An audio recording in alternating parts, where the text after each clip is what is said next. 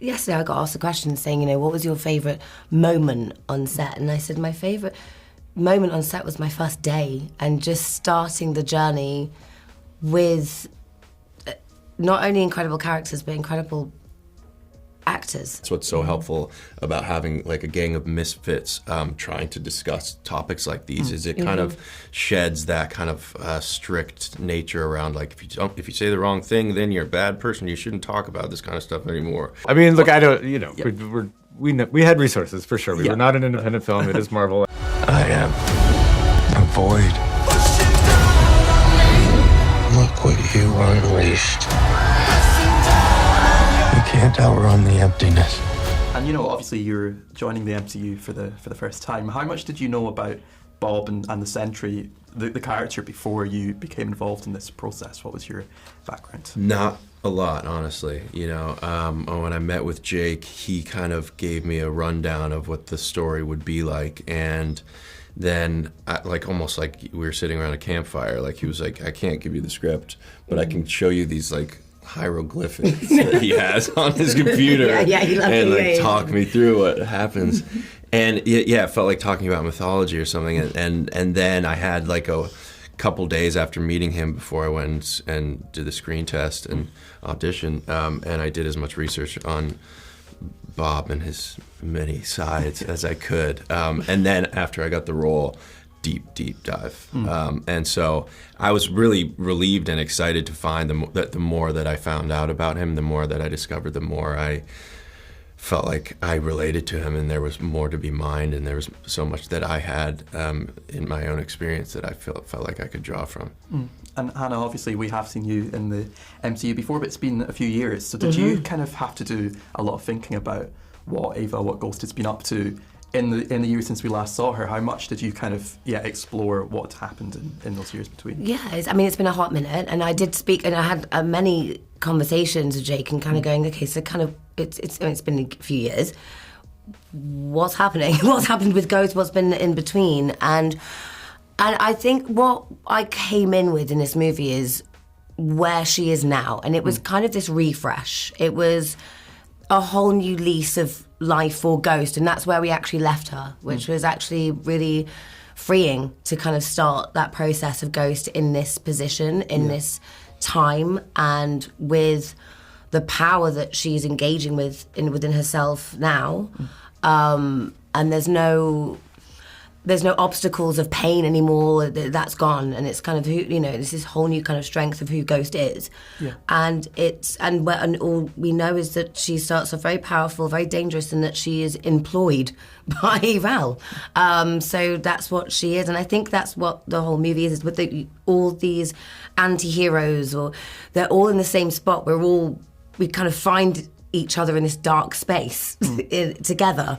So wherever we've been, where we've come from, and the villains of our own right, of our own movie that we've come from, we all are in this place together where we're all employed by the same person, and we're all here in this same space, in this strange space. And that's the beginning of the movie, which is, I think, it was a fun start for me, personally. Yeah, and the film does, kind of as you mentioned there, it does go to some quite dark places as well. And, I think the character of Bob, especially in the Void form, is someone who resonates quite a lot of people who have, suffered from depression or had to deal with grief and things like that. How do you, I guess, prepare to portray something like that in the context of what is a family film? Because it's presumably quite a hard tonal balance to get exactly right.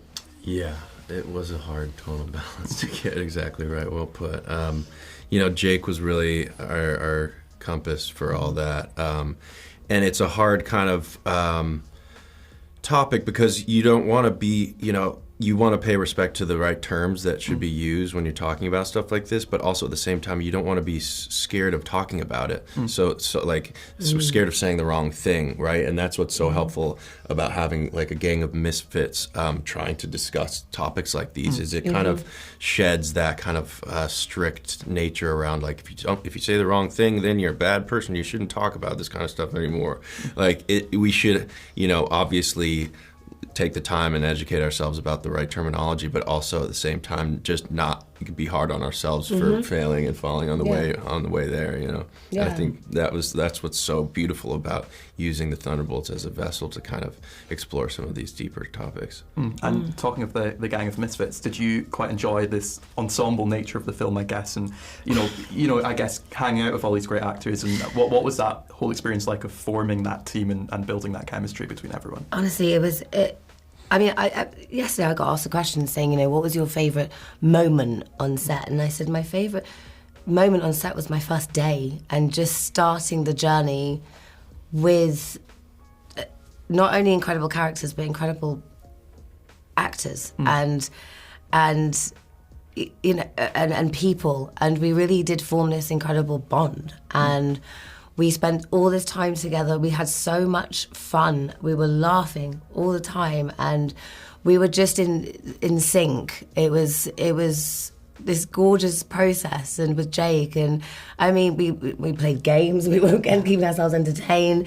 I mean, what you see is what you really get.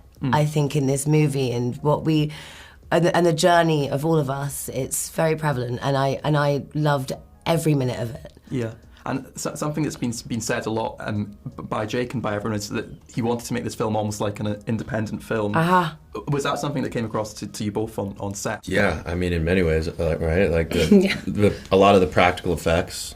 Yes. Like where, you know, so there wasn't that much green screen. No. I was stepped onto that set being like, okay, Lewis, we got to figure out how to do the green screen acting, and then I was like, all of a sudden, looking around, we were in this amazing vault that was like beautifully built. Yeah, everything is built. I mean, it was almost like a school trip towards the end of the movie where we all got to go to Utah. And it was like, oh my God, we're on a school trip today. Like, you know, and we literally went to Utah, and it was like, again, as well, it was like, just, wow, we are really here. Like, the sets were incredible.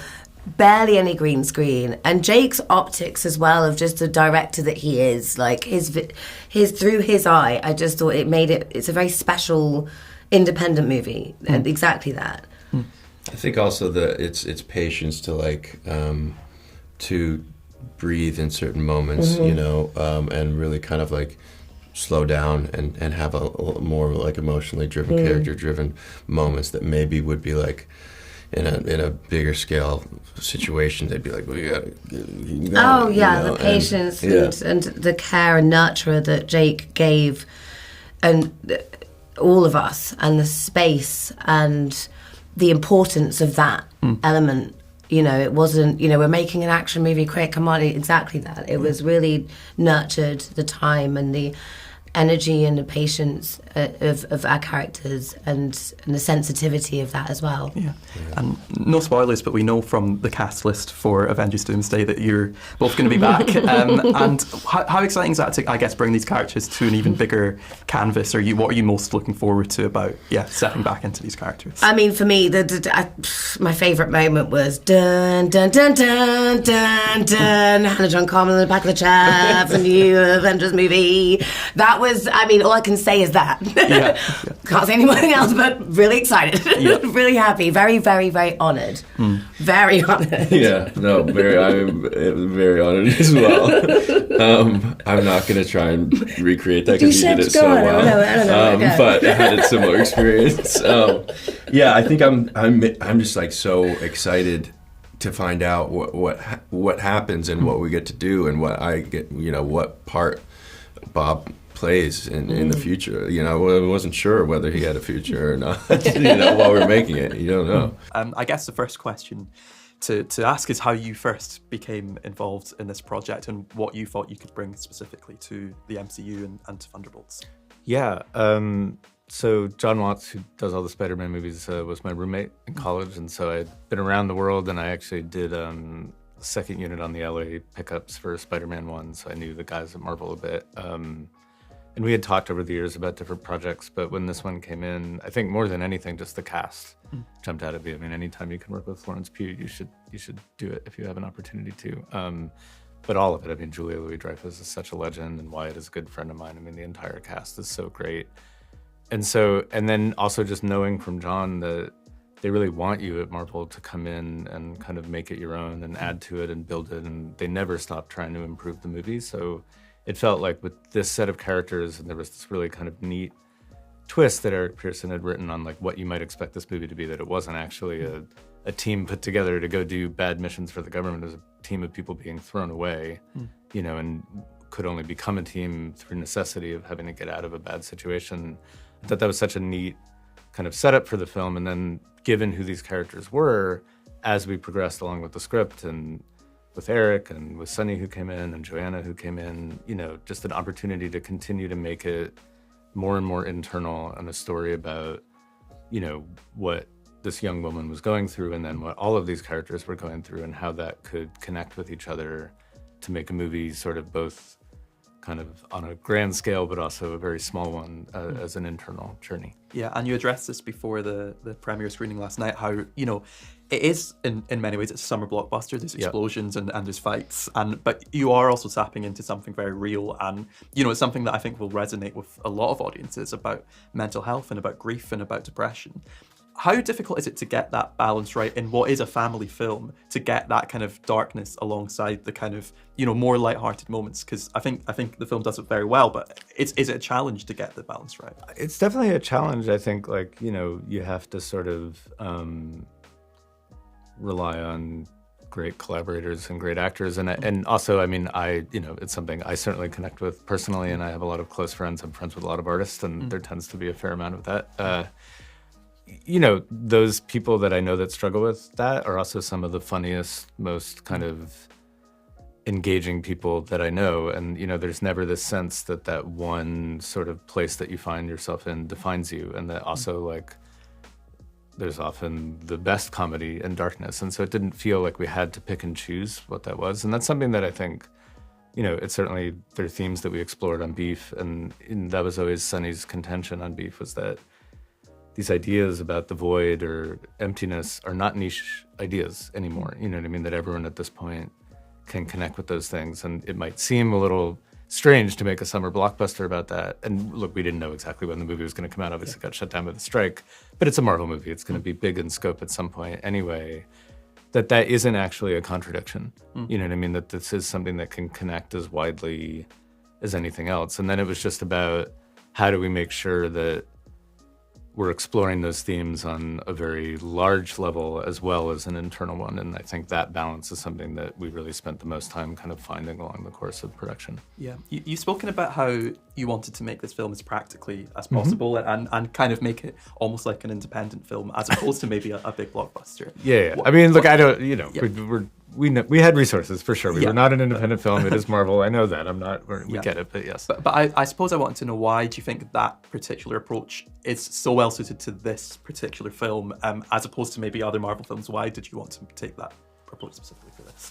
I think partly just because Kevin said make it different, you know, and I think he was really yearning for that. And, you know, he knew that I had, you know, on shows like Kidding or in some of the music videos that I've done a lot of kind of practical transitions and practical effects. I think that with these characters, and if you're telling this very kind of smaller human story that eventually gets big, like, you want the filmmaking to line up with that. You want to feel like they're really there. You want to feel how tactile that is for them in the action. You want to see them do some of their stunts. And I should say, you know, because I know in the visual effects community, it's frustrating when everyone goes out and says, we did it all in camera. And it's like, we didn't. We did a lot of incredible visual effects in this film, but Jake Morrison, our wonderful visual effects supervisor, it was his idea that, like, if you could get 60% of it in camera, you know, and then you're adding on to that, it only makes those effects feel better. And it's less about this kind of divide of it's all real or it's all effects, and more like, how can we get all of these things to work together, you know, and be really smart about, you know, we built massive sets that we then also extended in the background, but so much of what they're interacting with and what's behind their heads, that's real. And you can just feel it. Like, there's just not that thing, you know, when you're having this incredibly emotional moment between David and Florence, you don't want to be looking at the edges on their heads and the background not lining up, you know. So we really kind of tried to figure out just the smartest way to make it feel real in the moments that needed to feel real, if that makes sense. I watched the film with a friend and colleague who is a big fan of the Sentry from the comic books, and he was he ended the film delighted by how the Sentry had been brought into the MCU and the way he was portrayed by Lewis Pullman as well. Was that quite enjoyable for you to bring a well-loved character from the comics into the MCU for the first time? Well, he's just such a fascinating character too. I mean, we met with Paul, who created him, you know, and like, obviously he's always been a parable for mental health. So it's been funny to see the online reactions, like, how are they going to beat him? And what is this? And it's like, well, yeah, I mean, you know, just like Superman has kryptonite, like Sentry's kryptonite is the void. It's this other side of himself. And it's always about that duality and that conflict. I think the thing that we sort of looked at, it's interesting because I read it in the, you know, when I talked to Paul, he talked about this kind of equal balance of good and evil, which I think is absolutely in that book. When I read the book, I felt this level of sort of hubris from Sentry. Like, he had this kind of arrogance to him, you know, and you could tell everyone around him was a little like, hey, you know, there's another side, maybe, you know, there was an unease with that. And that felt to me like we kind of defined it, like Lewis and I, as we created the character, as more of a divide between sort of hubris and despair. You know, and needing to find some balance between those two, and how to just be Bob, which is so difficult for him to do. But yeah, I think, I mean, the fortune of having a character that rich, you know, that could explore so many things, both on an outward level because of all the powers, you know, like we have this very grounded movie until that character comes in, and then you get to really go for it, but also that all works on an internal level as well. Like, it's just such a rich character to get to explore.